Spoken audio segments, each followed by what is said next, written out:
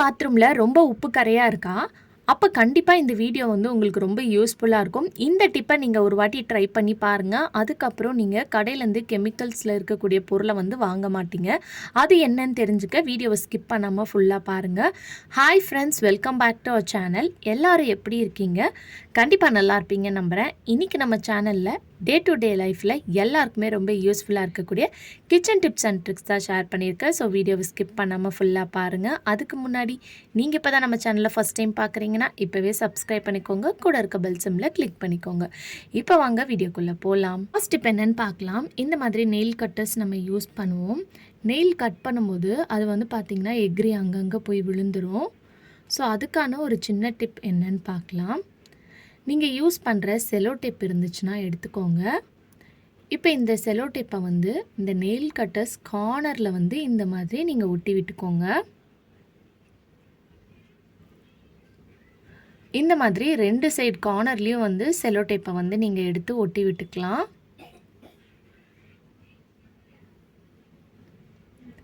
இந்த மாதிரி ஒட்டினதுக்கப்புறம் நீங்கள் உங்கள் நெயில்ஸை கட் பண்ணும்போது உங்கள் நெயில்ஸ் வந்து பார்த்திங்கன்னா அங்கேயும் இங்கேயும் செதறாது. அந்த செலோ டேப்பில் வந்து போய் உங்களுக்கு அந்த நெயில் வந்து ஒட்டிக்கும். அதுக்கப்புறம் நீங்கள் அந்த செலோ டேப்பை ரிமூவ் பண்ணி நீங்கள் தூக்கி போட்டுடலாம். இந்த டிப் வந்து பார்த்திங்கன்னா மெயினாக வந்து நீங்கள் பசங்களுக்கு வந்து நெயில்ஸ் கட் பண்ணுறீங்க அப்படின்னா கண்டிப்பாக இந்த டிப் ரொம்ப யூஸ்ஃபுல்லாக இருக்கும். ஏன்னா குட்டி பசங்களுக்கு கட் பண்ணும்போது வந்து பார்த்திங்கன்னா ரொம்ப வந்து அங்கேயும் இங்கேயும் வந்து நெயில்ஸை இழுப்பாங்க. அப்போ நம்ம கட் பண்ணும்போது அது அங்கேயும் இங்கேயும் பார்த்திங்கன்னா போய் தெரித்து விழுந்துடும். அந்த டைமில் இந்த டிப் ரொம்ப யூஸ்ஃபுல்லாக இருக்கும். ட்ரை பண்ணி பாருங்கள். அடுத்த டிப் என்னன்னு பார்க்கலாம். அடுத்த டிப்க்கு வந்து நம்ம இந்த மாதிரி மல்லிகை சாமான்லாம் வந்து ஏதாவது பேஸ்கெட்டில் ஸ்டோர் பண்ணி வைப்போம் இல்லையா? ஓப்பன் பண்ணதாக இருந்தாலும் ஓப்பன் பண்ணாமல் இருக்கிறதா இருந்தாலும் நீங்கள் அதுக்கு மேலே கொஞ்சமாக வந்து இந்த மாதிரி உப்பு தூவி விடலாம்.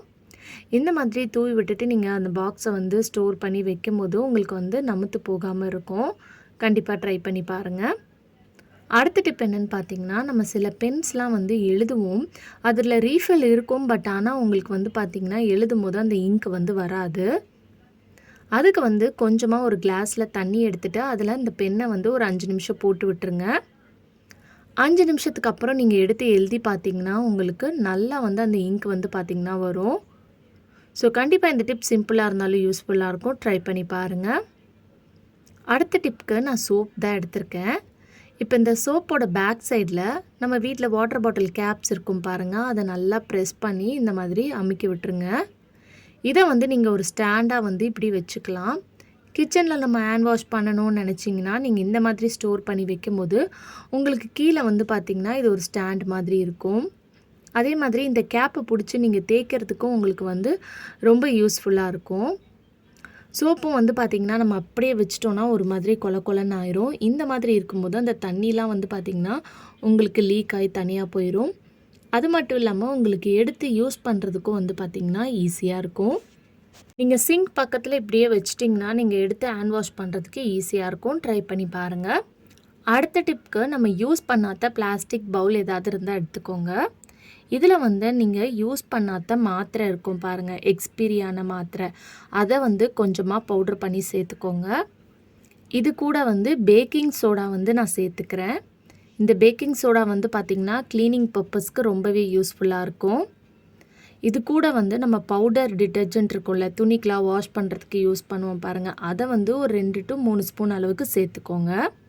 அப்படி உங்கள்கிட்ட பவுடர் இல்லைனா லிக்விட் இருந்தால் கூட சேர்த்துக்கலாம். இது வந்து என்னன்னு பார்த்தீங்கன்னா சீக்கா பவுடர். இந்த சீக்கா பவுடர் கூடயே வந்து பார்த்திங்கன்னா நான் வந்து நம்ம யூஸ் பண்ண டீத்தூள் பவுடர் இருக்கும் பாருங்கள், அதை வந்து வடிகட்டி வச்சு அதை வெயிலில் காய வச்சு நீங்கள் ஸ்டோர் பண்ணி வச்சுட்டு அதை வந்து நீங்கள் பாத்ரூம் க்ளீன் பண்ணுறதுக்கு வந்து பார்த்திங்கன்னா யூஸ் பண்ணிக்கலாம். இது கூட வந்து நீங்கள் வினிகர் இருந்தால் சேர்த்துக்கோங்க. அப்படி இல்லைனா விம் லிக்விட் வந்து நான் சேர்த்துருக்கேன், டிஷ்வாஷ் லிக்விட். இதில் எது வேணாலும் நீங்கள் சேர்த்துக்கலாம். இப்போ வாசனைக்காக வந்து நான் இதில் கம்ஃபோர்ட் வந்து சேர்த்துக்கிறேன். இது வந்து உங்களுக்கு வேணும்னா நீங்கள் சேர்த்துக்கலாம், அப்படி இல்லைன்னா ஸ்கிப் பண்ணிடலாம். அதே மாதிரி இதில் நம்ம டேப்லெட் வந்து எக்ஸ்பீரியான டேப்லெட்டை வந்து தூக்கி போடுறதுக்கு பதிலாக இதில் பவுடர் பண்ணி சேர்த்துக்கும் போது உங்கள் பாத்ரூமில் இருக்கக்கூடிய உப்பு கரை நீங்கிறதுக்கு அது வந்து ரொம்பவே ஹெல்ப்ஃபுல்லாக இருக்கும். இப்போ இது கூட கொஞ்சமாக தண்ணி சேர்த்து இந்த மாதிரி மிக்ஸ் பண்ணிக்கோங்க. ரொம்ப தண்ணி சேர்த்துறாதீங்க. இப்போ பாத்ரூம் வந்து பார்த்துருங்க எப்படி இருக்குன்னு சொல்லிட்டு. ரொம்ப டல்லாகவும் உப்பு கரை படிஞ்சு போய் பாத்ரூம் வந்து பார்த்திங்கன்னா இருக்குது. ஸோ இதை வந்து நீங்கள் கை வலிக்க க்ளீன் பண்ணணும்னு அவசியம் இல்லை. நம்ம ரெடி பண்ணி வச்சுருக்க இந்த சொல்யூஷனை மட்டும் வச்சு நீங்கள் ஈஸியாக க்ளீன் பண்ணி எடுத்துடலாம். இப்போ இந்த டைல்ஸில் தான் வந்து நான் ரெடி பண்ணி வச்சுருக்க அந்த சொல்யூஷனை வந்து இந்த மாதிரி ஊற்றி விட்டுக்கிறேன். ஸோ கொஞ்சமாக தான் நான் ஊற்றி விட்டுக்கிறேன். இந்த மாதிரி ஊற்றி விட்டதுக்கப்புறம் நீங்கள் ப்ரஷ் வச்சோ இல்லை ஏதாவது ஸ்க்ரப்பர் இருந்துச்சுன்னா பழைய துணி துவைக்கிற ப்ரஷ் இருக்கும் பாருங்கள், அதை வச்சு கூட நீங்கள் க்ளீன் பண்ணிக்கலாம். இப்போது இது எல்லாத்தையும் நல்லா வந்து மேலே கொஞ்சமாக வந்து ஸ்ப்ரெட் பண்ணி போட்டதுக்கப்புறம் நான் வந்து இந்த மாதிரி க்ளீனிங் ப்ரஷ்ஷை வச்சு தேய்ச்சி விட்டுக்கிறேன். கொஞ்சமாக வேணும்னா நீங்கள் தண்ணி வந்து அதில் சேர்த்துக்கலாம். சேர்க்கும் போது உங்களுக்கு வந்து பார்த்திங்கன்னா நல்லா நுர வரும். ஸோ இந்த மாதிரி லைட்டாக நீங்கள் ஸ்க்ரப் பண்ணாலே போதும். உங்கள் பாத்ரூமில் இருக்கக்கூடிய உப்பு கரையும் வந்து நீங்கிரும். அதே சமயத்தில் நல்லா சுத்தமாக க்ளீனாக பளிச்சுன்னு மாறிடும். இதில் நம்ம சேர்த்துருக்க ஒவ்வொரு பொருளும் வந்து பார்த்திங்கன்னா உங்களுக்கு நல்லா ஒர்க் ஆகும். நம்ம பழைய மாத்திரைலாம் சேர்த்துருக்கோம், யூஸ் பண்ணாத மாத்திரை, அது வந்து உங்களுக்கு நல்லா டைல்ஸை வந்து க்ளீன் பண்ணி கொடுத்துரும். இப்போ தண்ணி ஊற்றுனதுக்கப்புறம் உங்களுக்கு பார்க்கும்போது நல்லா டிஃப்ரென்ஸ் தெரியும்.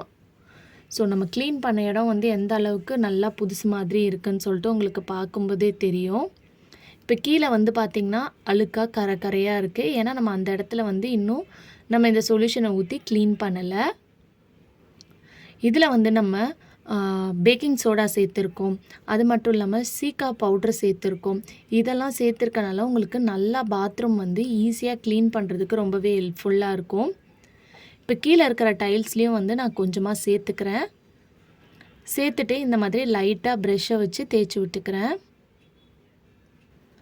இப்போ தேய்ச்சி விட்டதுக்கப்புறம் தண்ணி ஊற்றி வாஷ் பண்ணிங்கன்னா நல்லா பளிச்சுன்னு மாறிடும்.